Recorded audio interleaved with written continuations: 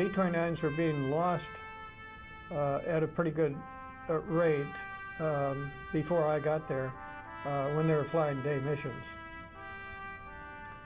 The MiG-15, being a jet aircraft, I should say preyed on B-29s. B-29s, as you know, are propeller-driven, four engines, and much slower than jet aircraft. So the MiG-15 could attack a B-29 and maybe even shoot it down before they even knew they'd been attacked. And they're so fast and so hard to see. And they would get so that in the day missions, they would get between the B-29 and the sun, and the gunners looking into the sun couldn't see the aircraft coming at them. And so on one mission, referred to as, I think, Black Thursday, I think 5 B-29s were lost. Of course, with each B-29, that's 11 crew members also.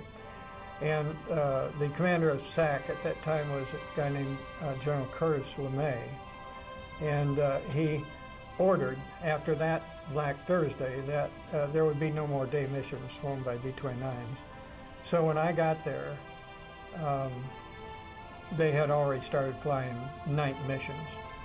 You might ask, well, how do you see a target at night? And you don't, is the answer to that. And then we use something called SHORAM, which is an acronym for, and I can't tell you what those letters stand for, but basically it was an electronic beam that was put up from either side of the Korea Peninsula by, I believe, naval ships. And they calibrated that electronic beam so finely that where the beams crossed was the point at which the B-29 would release the bombs. At any rate, we also had a camera that faced down in the belly of the ship, and that we had a light bomb. We carried 4,500 pound bombs, 20 in each bomb bay, plus this light bomb. And the light bomb was geared so that it would explode 1,000 or 2 feet above the ground and light up the entire area as if it were daylight. And then those pictures would be taken off the camera as soon as we landed and parked the aircraft, and they would be evaluated as to how close we had come to the target. A mission typically lasted, I would say a short mission was 7 hours, and a long mission would be 9 to 10 hours.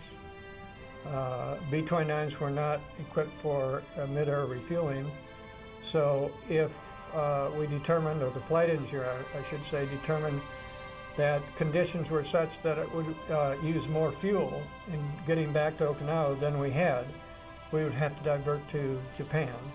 And we landed at a base called Itazuki in Japan and refueled. Sometimes we would land there because we had a mechanical problem of some sort. That was always a welcome to all of us, because on Okinawa all we got to eat were eggs that had been stored from World War II, and Japan, when we landed, we would immediately go to the dining hall and get fresh eggs.